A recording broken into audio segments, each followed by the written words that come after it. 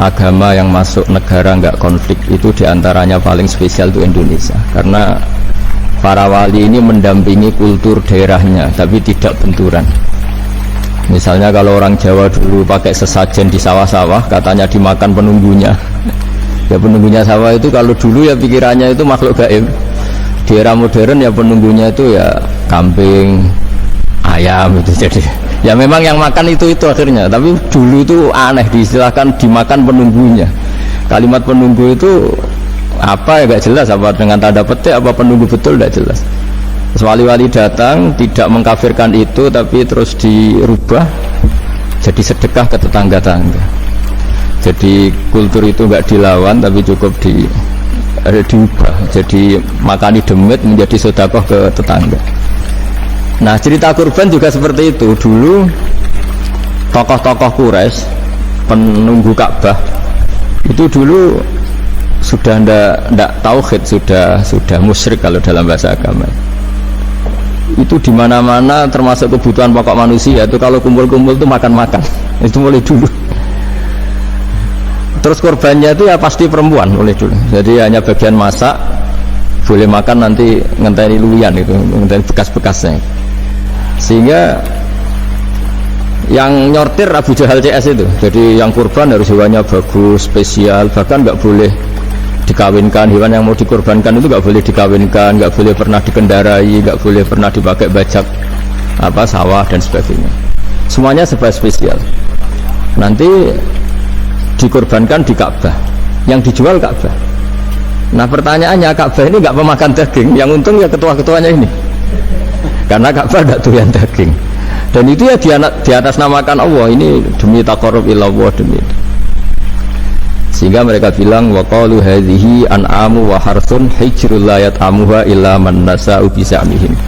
Ini hewan kurban harus spesial dan yang berhak makan hanya orang-orang spesial, yaitu para penunggu Ka'bah, para sadanatul bait. Tapi karena mereka sudah tidak benar, tidak jujur, Islam mau merubah tradisi itu. Tapi kalau tradisi itu dirubah, maka Islam akan terkenal pelit, karena dari acara makan-makan menjadi tidak ada makan-makan. Jadi kadang kebenaran itu harus diganti dengan sesuatu yang tidak ekstrim, karena tadi dari acara makan-makan menjadi sama sekali nggak makan-makan. Maka terus diganti oleh Islam dengan kalimat udhiyah, dengan kata kurban. Nah kenapa itu harus terjadi? Karena kurban itu sebetulnya syariatnya Nabi Ibrahim, di mana orang Mekah itu memang turunan Nabi Ibrahim, sehingga sisa-sisa makan-makannya masih. Cuma mulai ada melenceng, ada sesajen, ada khurafat, ada bid'ah. Kemudian itu mulai masalah. Terus Rasulullah Muhammad SAW datang ingin benahi itu. Tapi yang dibenahi adalah menghilangkan kemusyrikannya, bukan makan-makannya. Akhirnya diganti oleh udhiyah. Nah kenapa ada kurban? Kalau dalam banyak literatur, Nabi Ibrahim alaihissalam itu Nabi yang paling, dengan tanda kutip, mengklaim kalau beliau itu orang paling sayang kepada Allah, paling dekat kepada Allah. Nggak ada yang dicintai selain Allah.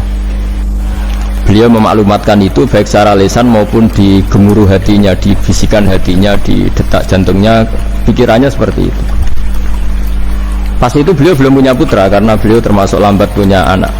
Suatu saat ditakdir punya putra, yaitu Ismail. Pas seneng-senengnya jalan, pas seneng-senengnya punya anak, sama Allah disuruh nyembelih. Anak kamu harus kamu sembelih. Ibrahim kaget. Kenapa ya Allah? Kamu adalah orang yang sering ngomong bahwa yang paling kamu cintai saya. Tapi setelah ada anak kamu, kayaknya enggak. Protes Nabi Ibrahim lah. Yang benar Gusti, iya harus anak kamu. Karena beliau kadung janji, kadung komitmen yang paling dicintai Allah, tidak ada yang lain. Saya akan mencintai engkau ya Allah, meskipun harus mengorbankan anak saya. Singkat cerita terus disyariatkannya kurban itu. Ketika Nabi Ibrahim berkomitmen melaksanakan perintah itu, Ismail juga mau nurut, bersama Allah diganti oleh hewan kurban yang bernama kambing itu. Sehingga versi cerita itu bahwa Allah akan maklumi ketika orang mencintai Allah secara serius, bersamaan dengan itu orang juga mencintai anaknya dengan proporsi masing-masing. Itu di khazanah-khazanah yang saya baca. Versi kedua, Tapi ini nanti nggak perlu dipertanyakan. Nanti kalau UGM tanya itu versi yang paling baik, yang paling benar gimana? Yang tanya juga bid'ah, yang jawab juga bid'ah nanti.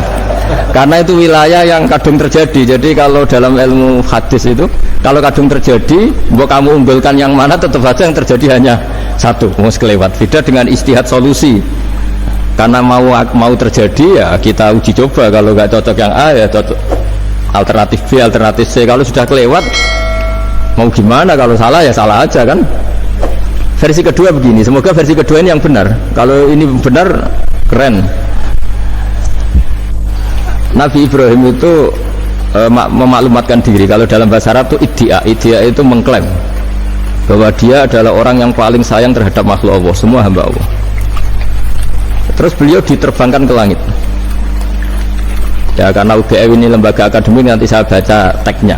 Kalau bahasa Arabnya itu takbirnya. Diterbangkan ke langit, ke alam malakut. Ya tidak usah ditanyakan cara terbang gimana, nanti ribet nanti itu.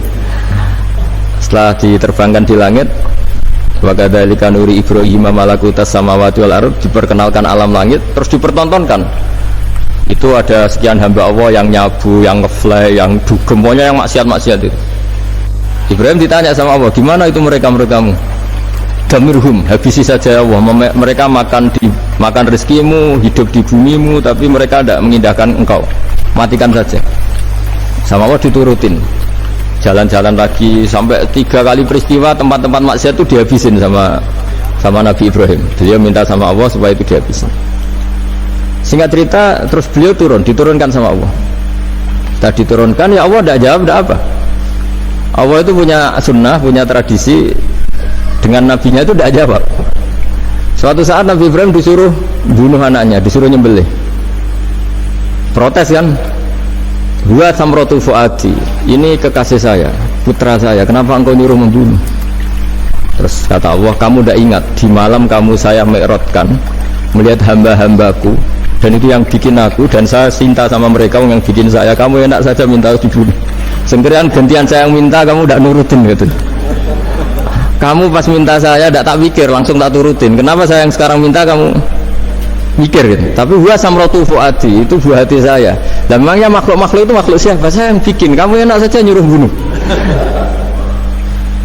Nah semenjak itu jadi kearifan kita. Makanya Mbak Ova ini kalau guyonan di dunia kiai, kalau ada majikan bentak pembantunya yang salah meletakkan piring atau gelas, pasti cara berpikir mesti pembantunya ada cantik. Karena kalau salah tok kok dia cantik, itu mesti mikir. Nggak bisa orang bentak orang cantik gitu. Jadi sama, misalnya saya janjian sama Gus Fikar, janjian Gus datang hari Senin gini-gini, ternyata beliau nggak datang. Kalau saya tidak punya utang, tidak atasan saya pasti marah. Sudah janji kok gini-gini. Saya bisa marah itu sebetulnya sebabnya itu 2. Saya kecewa dan dia tidak punya jasa. Tapi yang diomongkan hanya, wah, semua kamu khulful wa'di apa? Nggak tepat. Coba kalau ini atasan saya jadi dosen karena beliau misalnya. Saya punya utang beliau. Mbok nyulayani janji apa kan? Ya betul nopo-nopo. Sama. Ada majikan mencintai pembantunya karena sangat cantik, mana ada mencahno piring. Omahe dirubah, no itu tidak apa-apa gitu. Sama. Makanya ada guyonan di dunia kiai itu, ada anak perempuan kan nggak lazim ya, perempuan pakai GL Pro kalau dulu, mungkin sekarang pakai Ninja, pakai celana jin. Sopo wong luput suwo itu, siapa itu perempuan kok gitu? Ini ponakane jenengan, Bang. Astagfirullah, muga-muga pangeran nyepuro. Jadi langsung rubah dari maksudkan menjadi ndak karena keluarga. Nah, jangan-jangan kebencian kita pada maksiat itu oke, kita wajib benci maksiat, tapi tetap ada catatannya. Plus yang maksiat itu tidak orang yang terkait dengan kita. Coba kalau yang maksiat itu orang yang terkait dengan kita, itu anak kita, ponakan kita, mungkin istri kita, paling mintanya ya Allah ampuni. Sama-sama maksiat, yang satu minta dihabisin, yang satu kita minta diampuni. Fair gak kita sebagai manusia? Tidak fair. Tidak fair. Nah, ya iya gak fair ya. Apa ya fair? Mikir. Makanya kalau ada guyonan, ya itu tadi. Ada supir salah dimarahin, pasti supir ini belum pegang rahasia. Tapi kalau sudah pegang kartu, si majikannya punya apalah gitu, simpanan gitu. Wah ini bukan berani marah gak? Ini dokter kelik juga teman saya. Itu pengalaman sekali. Jadi itu guyonan kiai. Makanya jadi manusia itu nggak pernah adil sebenarnya. Makanya Allah pernah mensifati manusia itu bakanal insanu zaluman jahula. Manusia itu sangat zalim dan sangat bodoh. Kalau misalnya jenengan tanya orang soleh pun itu gimana? Orang soleh asal manusia tidak nabi itu ya mesti ada zalimnya. Makanya kalau dalam kitab hikam diterangkan, kitab hikam itu kitab yang olah manusia. Itu menyebut begini, manusia itu siapa? Dijawab, manusia itu mangkanat mahasinuhu masawiya. Orang yang ketika baik saja salah, apalagi ketika salah. Kita misalnya punya toko laris itu, doanya mustajab, laris, pembelinya banyak, kualitasnya bagus. Pasti ada toko sekeliling yang megap-megap karena orang sekarang ke kamu kan gitu. Sama di kampus ya gitu, kalau ada kampus besar yang lain pasti ke masjid, terhalangi karirnya di semua. Sehingga orang supaya terus merasa salah, Rabbana dzalamna anfusana, meskipun kita sedang benar pun. Saya termasuk kiai yang kalau ngelepas haji, mungkin yang haji itu mangkel karena saya tidak pernah muji-muji haji meskipun saya melepas orang haji. Umumnya kiai kalau ada orang haji kan dilepas haji mabrur, tidak ada lain balasan kecuali surga. Saya itu karena pernah kecil, pernah dengerin masyarakat itu ngenes ketika si kiai pidato tadi ternyata ngenesnya seakan-akan surga itu hanya milik yang haji. Nah kaya kula sepudi Gusti kula ora kelar kaji. Semenjak itu setelah saya jadi kiai ya dendam juga. Akhirnya setelah saya jadi kiai kalau ngaji orang yang haji mabrur balasannya surga, orang yang fikir sabar juga surga, orang yang sering dimarahin istri juga surga. Katanya pokoknya surga lah terus. Sampai yang mau haji itu Gus gimana kok bahas kita kok sama dengan mereka? Ya karena saya ada ulama pesanan kata saya. Jadi artinya gini, ketika Anda muji ibadah haji jangan kira yang ngenes tidak banyak, yang ngeluh juga banyak karena mereka ada catur gak mampu haji. Itu hebatnya Islam. Islam juga datang dengan solusi-solusi. Misalnya Jumatan itu hajinya orang miskin, orang yang ingat Allah mulai subuh sampai matahari terbit juga sama dengan umroh. Jadi karena tidak semua orang itu mampu haji. Jadi itu Islam. Jadi nanti tak bacakan, jadi versi kedua itu Nabi Ibrahim diperingatkan Allah bahwa tidak seperti itu cara mengelola hambaku. Nah Islam ini kata Allah anit tabi' millata Ibrahim hanifa. Referensinya Islam, mentornya Islam itu Nabi Ibrahim. Sehingga kita alhamdulillah punya sejarah wali songo. Saya punya orang tua Kiai Nur Salim itu sayang sekali sama umat, Bahmun juga gitu. Saya sama Profesor Zaini itu sudah mulai tahun 2000 terus setiap hari ketemu juga nggak pernah kecewa. Beliau itu pernah disalahpahami, mungkin Bu Ova belum dengar ini. Pernah disalahpahami karena beliau itu tangan kanannya kan agak kuat. Jadi kalau ngambil apa itu pakai tangan kiri. Itu pernah disalahpahami ya, mungkin orang hasud karena tidak mengkonfirmasi langsung mengklaim beliau itu kiai profesor kalau apa-apa pakai tangan kiri. Kira-kira pertanyaan sunnah Rasulnya mana gitu.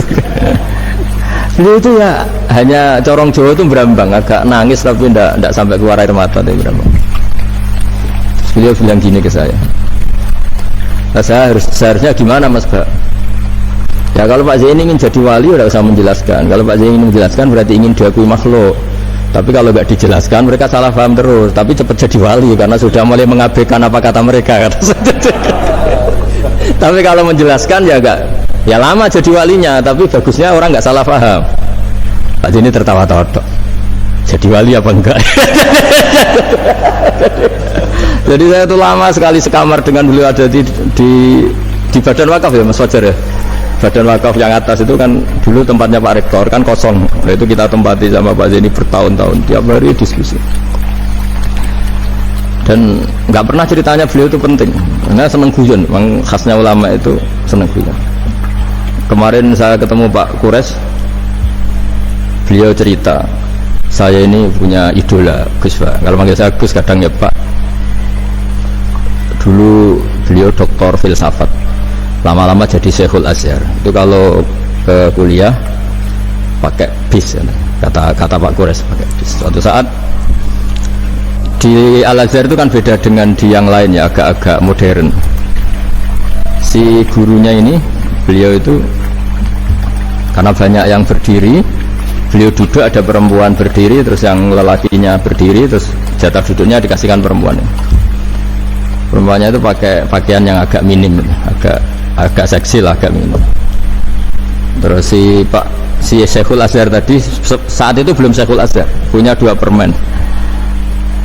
Ini ceritanya Pak Kures punya 2 permen, terus yang satu sudah dibuka, yang satu masih bungkusan, masih ditawarkan, silakan Mbak kamu milih yang mana. Milih yang masih itu, padahal bukanya itu supaya lebih gampang, ternyata milih yang masih bungkusan. Kenapa Mbak? Ya ini lebih steril karena pakai bungkus. Oh iya itu pelajaran itu. Terus Pak Gores nantang saya, Gus punya enggak cerita tandingan? Wah kalau saya kebalikannya Pak, di kereta itu ada Cina, enggak khitan ya, ketemu sama kiai kampung. Terus, kenapa khitan? Enggak khitan juga sama gini-gini gitu. Terus dikasih pisang, terus dimakan, dikupas dulu, kok udah langsung aja. Terus kata Pak Gores, nah ternyata sama Pak Zaini sama Pak Gores itu dibalik ke profesorannya, ceritanya itu ya guyon terus. Karena memang agama ini itu kalau masalah kebenaran itu serius, tapi dibalik kebenaran ini yang perlu dicatat oleh semua yang mencintai agama ini, bahwa Allah itu tidak butuh taat kita, dan Allah tidak akan gagal sebagai Tuhan karena maksiat kita. La tanfa'uhu ta'atuhum wa la tadurruhu maksiatuhum. Allah tidak akan ngefek ketika semua orang taat ya gak ngefek, semua orang maksiat juga gak ngefek. Karena Allah ini zat yang punya eksistensi sejati, sehingga hubungan kita dengan Allah itu tidak ngefek ke Allah, tapi ke kita sendiri. Sehingga mereka lebih rileks karena nggak merasa harus mati-matian bela Allah. Allah tetap Al-Qayyum, zat yang bisa berdiri sendiri. Sehingga di kitab-kitab itu ada bab namanya Mizahun Nabi, guyonan-guyonan Nabi. Itu ada babnya sampai di kitab Ihya, di kitab banyak lah gitu. Masyhur itu, suatu saat ada orang sepuh sowan ke Nabi, karena sudah sepuh beliau pamit lah, kira-kira jam segini pamit, ya Rasulullah saya mau pulang karena nanti kemalaman, karena beliau jalan kaki yang orang sepuh. Kata Nabi, dah tenang saja di sini, nanti pulang kamu udah jalan kaki. La ahmilan naki alab ninakoh, nanti kamu tak naikkan anaknya unta. Pikirannya orang sepuh tadi, namanya anak unta itu ya kecil. Wa ma fa'altu bininakoh, apa yang bisa saya lakukan dengan anak unta? Sudah tenang saja.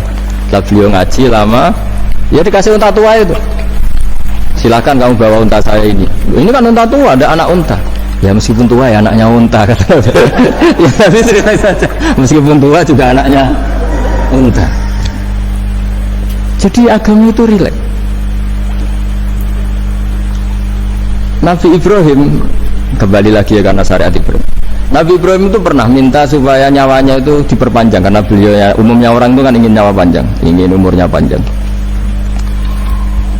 Beliau yakin penting nyawa panjang, umur panjang. Allah tidak jawab gak apa. Suatu saat ada tamu, orangnya itu sepuh sekali. Nabi Ibrahim karena orang yang sangat menghormati tamu, dikasih kurma, apa itu? Anggur. Itu setiap dimakan dikunyah, meler lagi keluar. Karena sudah sepuh, nggak ada giginya, dikunyah keluar lagi. Itu jawabnya Nabi Ibrahim, ya Allah, masuk lagi ke kamar, sholat lagi, mengcancel doa panjang umur. Katanya Ibrahim, oh jenengan jawab toh. Artinya kalau ingin tua sekali ya nasib kamu kayak itu gitu. Jadi karena beliau tahu itu jawaban, terus masuk kamar, oh jawab tuh Gusti jenengan, terus membatalkan doanya. Itu Nabi Ibrahim. Kalau orang sekarang enggak, dongo ngarani, ya tua ya tetap sehat, tetap, wah itu itu lebih ribet itu.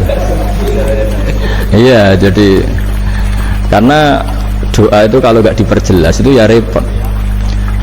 Ini cerita supaya kita berislam itu ceria. Saya Mbah Mun itu meskipun kiai top, senengannya dia guyon bapak saya. Tapi guyon itu ada yang wajib. Saya dulu itu janggal. Ini cerita ya, mungkin kalau di kampus-kampus umum agak asing, tapi ini cerita. Nuduh zina itu dosanya besar sekali. Saya ulang lagi, nuduh orang lain zina itu dosanya besar sekali. Disebut bab qadzaf. Saya pernah menjumpai 3 kiai besar Bu Eva, 3 kiai besar. Dia top semua. di majelis itu ada gosip bahwa si A itu punya selingkuhan sama Sri misalnya, atau dengan siapa lah, dengan perempuan. Itu kalau di Arab itu senengannya pakai Salma, Laila Majnun Salma. Kalau di Jawa itu kasihan korbannya itu. Ya, tapi itu contoh saja ya. Itu si Kiai 3 tadi gak ngefek, malah tanya gini, loh apa perempuannya cantik? Cantik sekali Mbah. Cantiknya sampai kayak apa? Malah bicara cantiknya perempuan. Saya itu ya pertama iskal, ini Kiai kok bakas orang apa? Cantik, orang ayu ya. Setelah majelis itu bubar, yang penggosip tadi ya, yang gosip ini gak Kiai, yang pembisiknya ada Kiai, yang gosip ini gak Kiai, cuma Kiai 3 ini posisi mendengar, tapi malah tanya cantiknya tuh. Sehingga cerita seorang itu pulang bilang gini, Gus,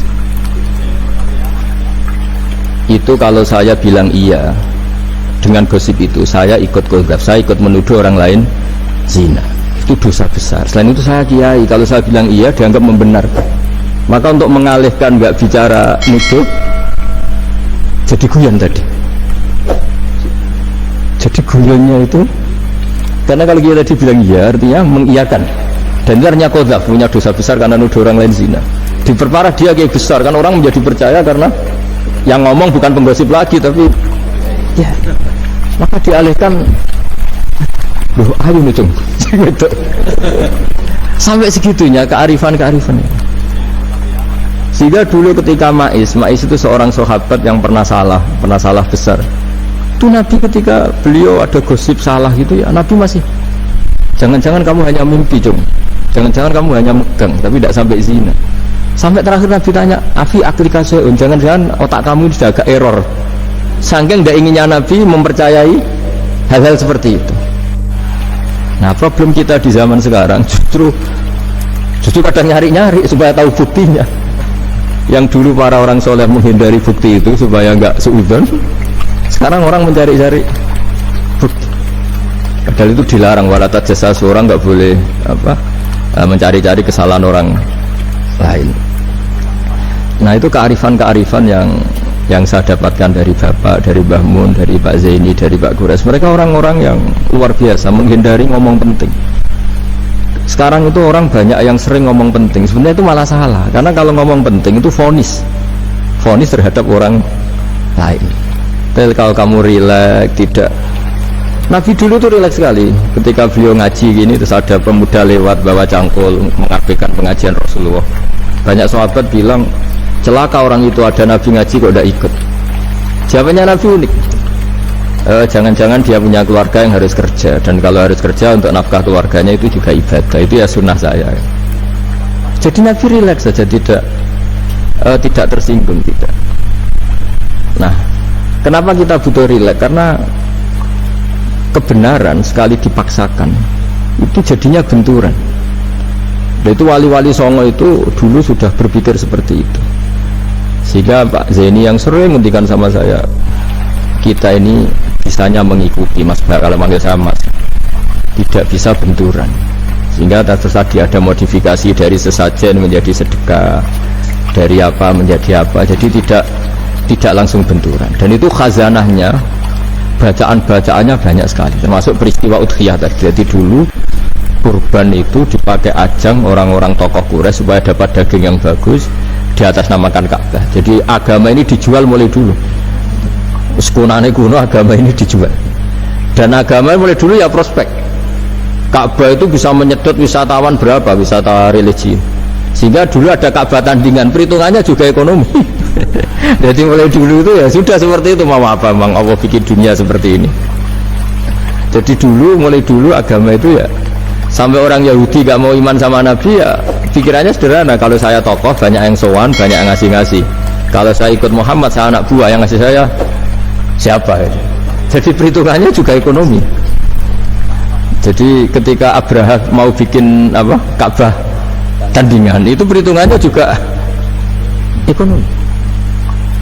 Jadi ribet kan memang, kalau manusia itu sudah ribet. Tapi Islam ini datang bukan untuk itu, tapi memaklumi itu. Itu hebatnya Nabi Ibrahim ketika beliau berdoa, ya Allah, keluarga kami saya tempatkan di Mekah, Rabbana liyuqimus sholata faj'al af'idatam minan nasi tahwi ilaihim warzuqhum minas samarat. Cuma menurut Islam dibalik, ya Allah, kita ini ingin anak-anak kami ini bersujud kepada Engkau, ingin anak-anak kami ini melakukan sholat, tapi mereka ini manusia yang untuk ketahanan hidupnya butuh makan, butuh rizki, butuh ekonomi, maka tolong ekonominya dijaga ya Allah. Jadi dibalik, demi sholat menjaga ekonomi, jangan dengan demi ekonomi meninggalkan sholat. Jadi dibalik, jadi demi sholat menjaga ekonomi, juga termasuk menjaga politik.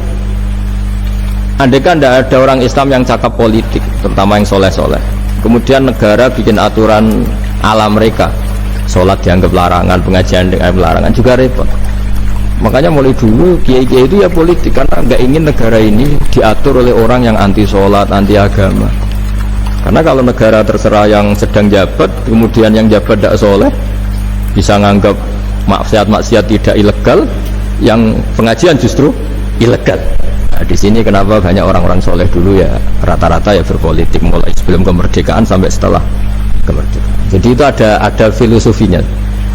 Nah, bahwa ada oknum-oknum yang tidak seperti itu ya monggo, itu oknum. Tapi sebetulnya awal-awalnya kenapa banyak orang soleh yang politik, karena nggak ingin negara ini dipimpin oleh orang-orang yang anti agama, anti kebaikan. Sehingga berkahnya apa? Berkahnya negara ini berkonstitusi secara Islami, meskipun tidak negara Islam, tapi tadi hak asasi manusia terjaga, hak belajar, hak beragama, hak ibadah. Coba bayangkan kalau kita jadi korut, Korea Utara kan pusing. Jadi, nah itu uniknya, lagi-lagi ini cerita uniknya. Itu mulai dulu itu tidak ada benturan. Ketika ada Masumi, ada Partai NU, ada macam-macam. Muhammadiyah datang di Jogja itu Mbah Ahmad Dahlan, itu teman dekatnya Mbah Hasyim. Saya tahu banyak tentang, namanya dulu Darwis. Itu dulu ngajinya sama pernah buyut-buyut Qiyami di sini. Dulu ngaji Mbah Soleh Darat, Mbah Ahmad Dahlan sama siapa itu Mbah Hasyim. Ketika di Mekah yang Mbah Ahmad Dahlan ngaji Syekh Khotib Minangkabau itu ya sama Mbah Hasyim.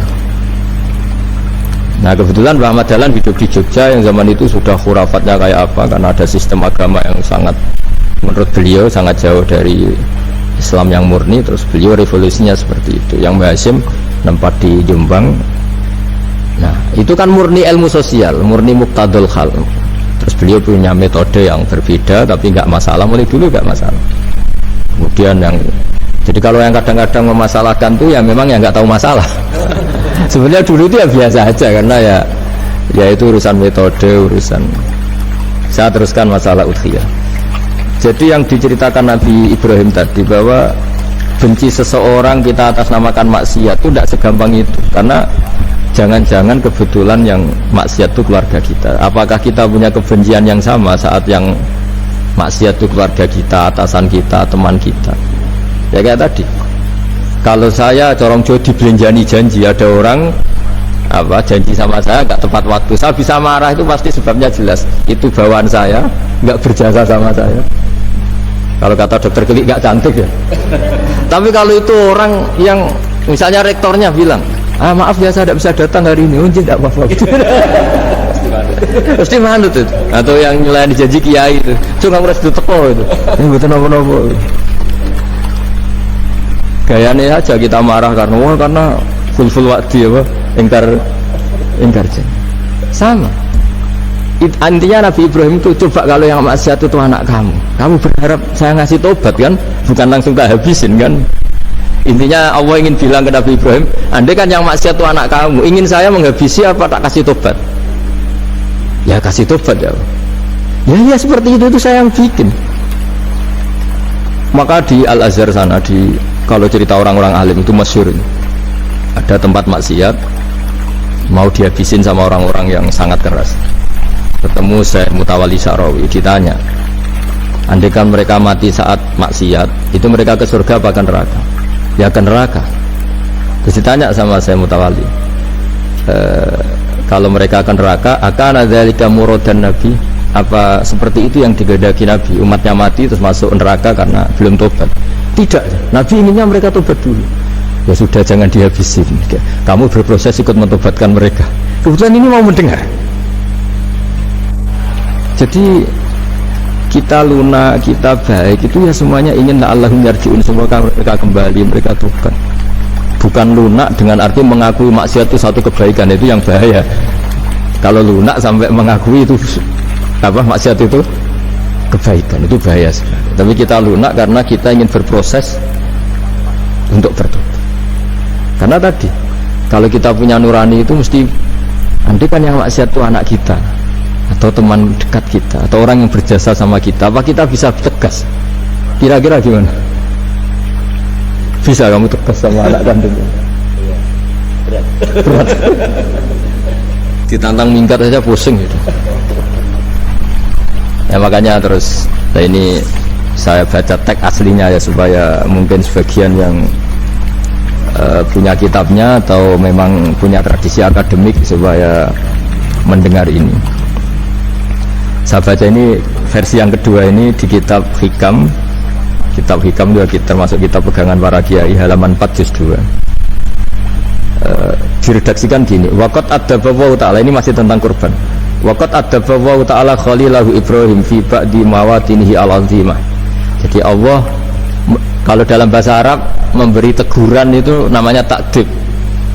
Makanya kalau orang nakal itu, kalau orang Jawa bilang kurang ajar. Sebenarnya ajar itu kan tahun ajaran baru. Ajar itu kan barang baik. Ya kan disebut tahun ajaran baru. Pengajaran, ajar itu kan barang baik. Jadi kalau kurang ajar berarti kurang baik. Itu bahasa Arabnya orang yang kurang ajar perlu diajari. Itu kalau orang Arab bilang ditakdib, diwarai toto kromo, diadabkan. Jadi belum punya adab diadabkan. Ya, itu udah. Tapi tentu Nabi Ibrahim nggak sampai kurang ajar. Ini kan cerita bahasa ya. Jadi kalau sebenarnya ajar itu udah buru-buru kurang ajar, berarti orang ini kurang pelajaran, kurang. Tapi di Jawa itu agak salah kaprah. Kalau kurang ajar itu ekstrim. Misalnya duduk di meja itu disebut kurang ajar. Sebenarnya ada se-ekstrim itu. Saya teruskan ya. Terus wa 'allamahu kaifa yatakhallaqu bi hadzal khuluqil karim inda tilaihi 'alal asrar. Terus disebutkan anak Ibrahim annahu arhamul khalqi qol farafa'ahu wa ta'ala hatta asyrafa 'ala ahlil ardi. Nabi Ibrahim diterbangkan ke langit sehingga melihat di bumi yang maksiat-maksiat itu. Faqala ya rabbi damirhum, habisi saja. Terus faqala wa ana arhamu bi ibadi minka ya Ibrahim ihbit fala allahum yatubun wa yarji'un. Jadi setelah permintaannya semua dikabulkan, dihabisin sama Allah, terakhir cobalah kamu sekali-kali dakwah ke mereka. Kamu belum pernah dakwah kok tahu-tahu minta mereka dihabisin. Coba kamu dakwah, jangan-jangan mereka mau kembali. Nah terus sebagian cerita itu terus diteruskan ketika suatu saat Ibrahim akhirnya diminta menyembelih putranya. Inni arafil manami anni atfahuka fanzur madza tara falamma tashammara lidzalik wa akhadha sikin biyadihi qala Allahumma hadza waladi wa thamratu fuadi wa ahabbun nasi ilayya. Ya Allah, ini buah hatiku, ini orang paling saya cintai, kenapa engkau menyuruh ini supaya saya bunuh? Terus beliau dijawab sama Allah, ama ta'lamu anni rahimun bi ibadi kama anta syafiqun bi waladik fa idza sa'altani ihlaka abdi as'aluka dzabha waladik wahidan bi wahidin. Jadi kalau dulu kamu minta supaya hamba saya tak habisin karena maksiat, sekarang saya juga minta kamu menghabisi anak kamu. Tapi ini kan anak saya, sama itu hamba saya yang bikin juga saya. Nah semenjak itu Ibrahim dianggap sebagai bapak kasih sayang, karena semenjak itu terus beliau orang yang paling sayang. Sampai ada 3 nabi yang menjadi metodenya Rasulullah SAW sebagai mentornya. Kalau Nabi Nuh melihat kemaksiatan langsung bilang Rabbi la tadzar alal ardi minal kafirina dayyara, habisi semua ya Allah. Tapi kalau Nabi Ibrahim apa? Faman tabi'ani fa innahu minni wa man asani fa innaka ghafurur rahim. Orang yang ikut saya ya karuan kelompok saya, dan yang belum ikut semoga engkau mengampuni. Tentu lewat proses dakwah, lewat proses. Nah, Wali Songo, kembali ke Wali Songo dan para guru-guru kita itu seperti itu semua. Jadilah Islam yang di Indonesia, Islam rahmatan lil alam itu konstruksinya ya dari ilmu-ilmu seperti itu, bacaannya seperti itu. Karena ternyata kita tegas tadi ujung-ujungnya karena itu tidak cantik, tidak atasan kita, tidak berjasa sama kita. Kamu kalau ada supir telat, supir kok telat datang kantor gitu. Pasti supir itu belum pegang rahasia. Setelah pegang rahasia tak jamin aman itu meskipun telat. Karena lebih ngeri pasti. Artinya manusia itu kayak apa ngeklaimnya tegas, disiplin, objektif. Kira-kira iya apa enggak? Enggak lah kayaknya ya. Ya pasti tadi. Ya itu yang makanya bapak saya kalau guyon sama saya itu, kalau umumnya orang itu kalau di dunia kiai muji istiqomah. Istiqomah itu konsisten jadi imam masjid, konsisten jadi guru, jadi apa. Kalau bapak itu sering guyon ke saya, iku istiqomah apa mau digenti wong liya katanya. Artinya di balik istiqomah itu juga ada catatan lain. Jangan-jangan ambisi gak mau diganti orang lain. Jadi intinya manusia itu dalam benar saja ada unsur salahnya, apalagi pas salah gitu maksudnya. Nah ya pas benar saja ada unsur salahnya, apalagi pas salah.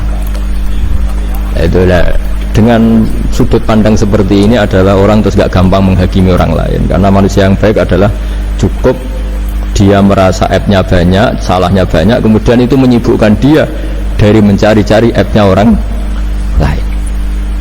Makanya kalau dalam cerita Ibrahim alaihissalam, karena kurban itu identik dengan syariatnya Nabi Ibrahim. Ini saya punya catatan yang kemarin tak baca juga di Jakarta. Itu suatu saat Nabi Ibrahim itu didatangin orang Majusi dulu. Orang Majusi itu ya tidak beragama. Singkat cerita Nabi Ibrahim itu terkenal kaya dan suka menghormati tamu. Dulu tamu itu sangat penting dihormati karena dulu gak ada warung, terus padang pasir. Kalau sekarang itu ya wajib dihormati tapi tidak wajib-wajib banget, karena biasanya sudah marung di mana-mana. Sudah marung di mobilnya bawa apa? Bekal. Kalau dulu di padang pasir kalau tamu nggak dihormati bisa mati betul. Kadang 2 hari perjalanan itu nggak makan nggak apa karena di padang pasir, warung nggak ada, nggak bisa ngopi-ngopi ya dulu. Sehingga kalau menghormati tamu dulu itu pahalanya luar biasa ngasih makan itu. Kalau sekarang ya pahalanya biasa aja karena ya tamunya makannya ya biasa aja karena sudah kenyang duluan itu. Singkat cerita orang ini datang ke Ibrahim minta dikasih makan. Nabi Ibrahim mengatakan kamu sarannya harus Islam dulu, kalau enggak kasih makan. Karena Ibrahim itu seorang nabi dan beliau komitmennya seperti itu. Si tamu tadi putus asa. Akhirnya wala itu ya sudah meninggalkan Ibrahim. Setelah beberapa jangkah Allah bilang ke Nabi Ibrahim, orang itu umurnya berapa tadi bilang ke kamu? 50 tahun. Pernah enggak orang itu kelaparan? Kata Allah, enggak, baru ini kelaparan. Terus kata Allah, mundu khamsina sanatan nut'imuhu ala kufri falau nawal tahu lukmatan min ghairi antu talibahu bitahiri dinik lakana ahsan. Orang itu umurnya 50 tahun itu ya tak kasih makan padahal dia Majusi. Kamu baru diminta sehari saja minta syaratnya Islam. Terus itu ada di kitab apa Ar-Risalah Al-Qusairiyah di halaman 262. Jadi cuma dulu itu motifnya semuanya agama, bukan atas nama demokrasi atau kebebasan beragama. Karena dulu itu orang dulu itu kan saking sayangnya Allah, apa-apa konstitusinya ya perintah Allah. Dan ternyata perintah Allah seperti itu. Akhirnya dipanggil. Kemana ya Majusi ke sini tak kasih makan. Majusi akan kaget. Ada apa? Kenapa kamu rubah? Ditegur Tuhan. Iya, ditegur Tuhan itu. Jadi dan alhamdulillah saking simpatiknya orang Majusi tadi akhirnya masuk Islam. Sama itu kan mirip orang Yahudiyah atau Yahudi itu yang tanahnya itu diambil ya sama Amr bin As untuk perluasan masjid di Mesir. Ya ketika lapor ke Sayyidina Umar, ngiranya itu kan dibenarkan perluasan masjid, ternyata Umar belain yang Yahudi. Iya, yang punya tanah harus dikembalikan tuh haknya. Jadi Islam itu menghormati hak kepemilikan meskipun itu milik non muslim. Jadi kata Allah, mut khamsina sanatan nut'imuhu ala kufri kalau nawal tahu lukmatan min ghairi antu talibahu bitahiri dini. Gue dikasih makan aja, tidak usah nyuruh ganti agama. Wong saya saja yang Tuhan ngasih makan dia sudah 50 tahun tambah syarat. Tambah syarat. Ya jadi ini cerita ya Bu. Jadi kita mungkin kenangan kenangan saya dengan Bapak, Bu Ova, dengan Profesor ini kebetulan teman dekat sekali sama saya dan hampir tiap hari saya ketemu, minimal 3 jam tahun-tahun. Sampai kalau kehabisan cerita, akhirnya cerita keluarganya karena kesulitan belajar, karena akhirnya cerita keluarga.